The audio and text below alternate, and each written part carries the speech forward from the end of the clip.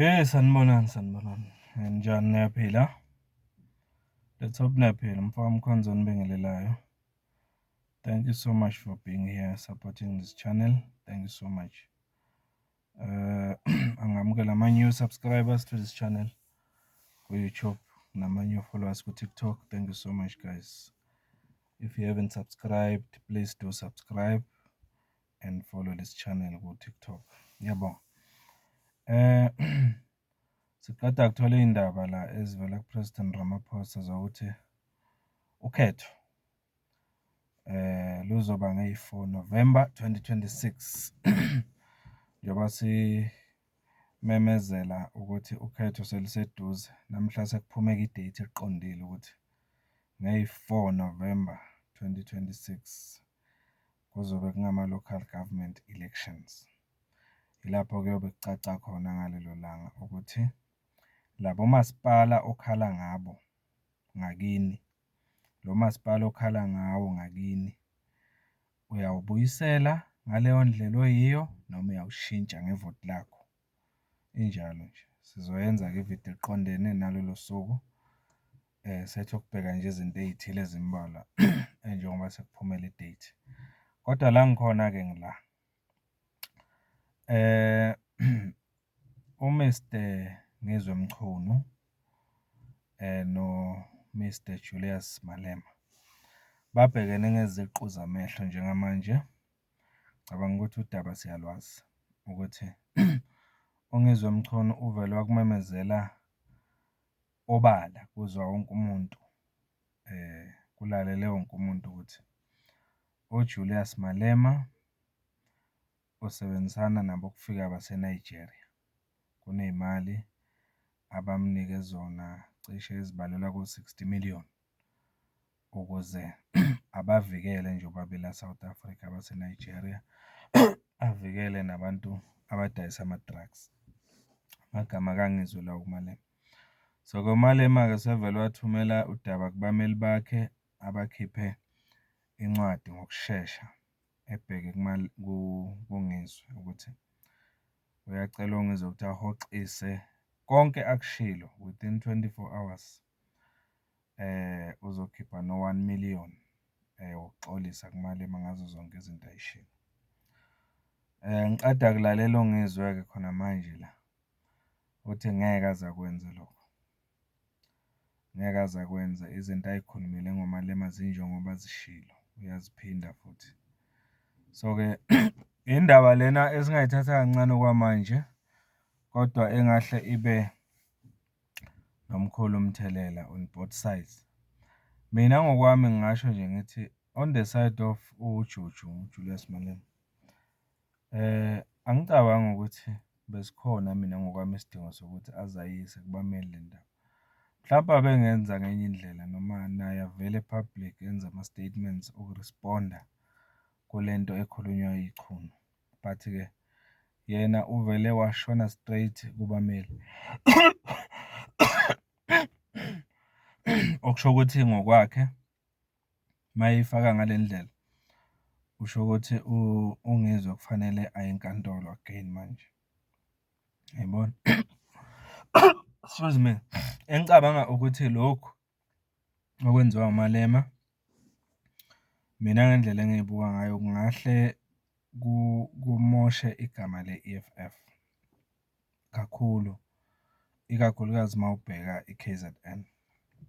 Njengamanje iqiniso nje limsulwa lithi abantu base-South Africa abaningi abamnyama, even nabanye abangamamemba ayi-EFF, ngikholelwa ukuthi abekho happy nge-stance se-EFF noma ngokuma kwe-EFF nama-illegal immigrants. Uyayizwa leyo nto?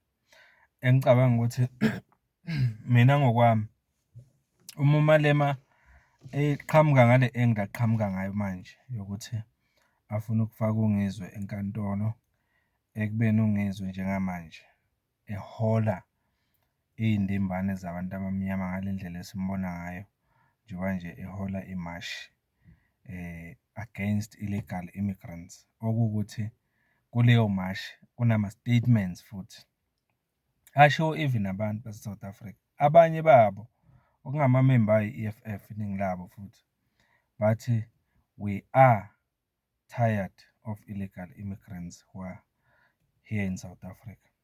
So ngicabanga ukuthi uma uMalema ezofuna ukuthatha loyo mholi walabo bantu afuna ukumfaka enkantolo, kuyomlahlekisela kakhulu ngesupport mina ngombono wami lokho, njengoba nje i-EFF already kumanje inenkinga enkulu yokusaphothwa eyehlile, i-support eyehlile kakhulu, ukuthi kuzoba kanjani-ke uma ngabe abantu abafana noMalema noNgizwe efuna ukubayisa enkantolo. Kusho ukuthi ufuna ukunqenda amandla i-campaign ngaleyo ndlela.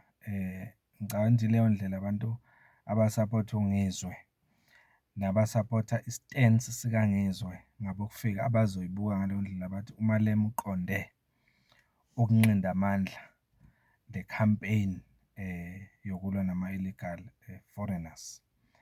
Angeke bayibuke abantu ngendlela engibuka ngayo njengendlela yokuthi ulwa noNgizwe. Bazoyibuka ngendlela yokuthi uMalema usebenzisa ithuba lokuthi ashaye ama-leaders alamamashi alwa nabokufika. Ngaleyo ndlela uma yenza kanjena abantu ngibuka ukuthi bazobuka ukuthi ulwa nabo. In short, uma ngabe-ke abantu beyithatha ngale ndlela engisho ngayo bethi uMalema akalwi noNgizwe kodwa ulwa nathi esihamba noNgizwe, therefore lokho kuyosho ukuthi i-EFF isivele ilimele okhethweni. Mina ngendlela engibuka already ilimele kumanje, ngoba uma ubheka uMalema usemile yena ukuthi ume nama-illegal immigrants ukuthi mawaqhubeke amukelwe eSouth Africa. Even abanye abe-EFF beke bavela even public besho ukuthi abavumelani naleyo nto.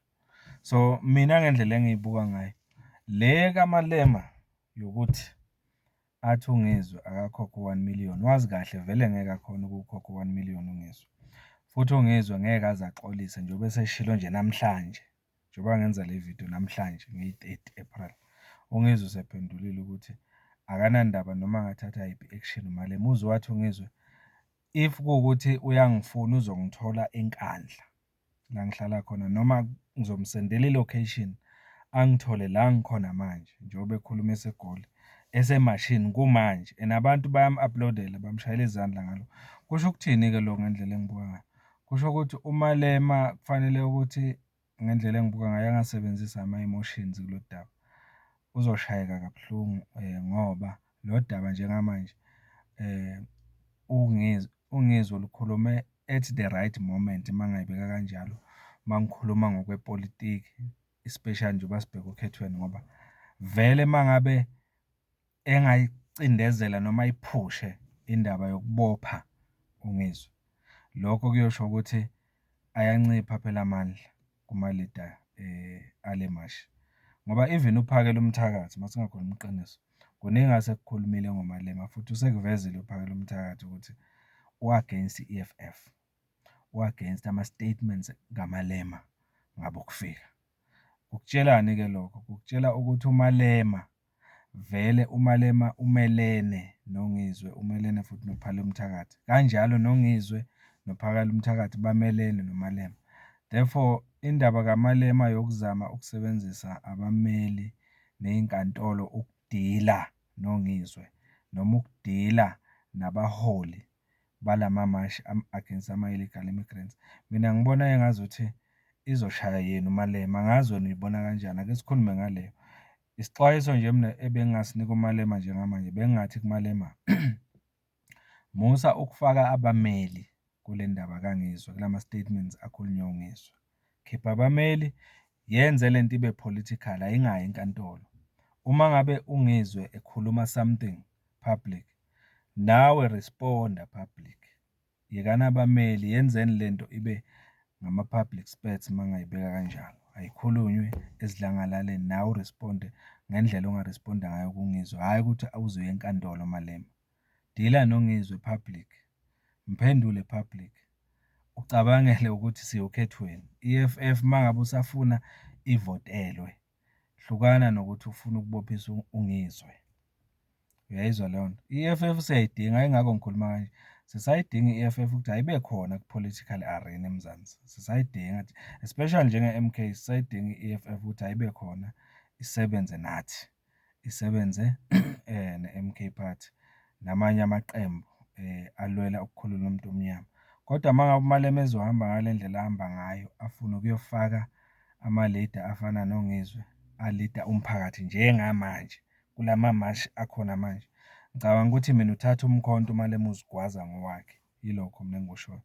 Uyibuka kanjani wena le ndaba yokulwa kukaMalema noNgizwe? Kukhona ongakusho, awuphawule sizwe uvo lwakho. Olwami lumile luthi khipha abameli kule nto Malema. Yishaye nje ngepolitiki, phendula non-public kuphelele lapho. Mpho kaMkhonzalo, thank you so much.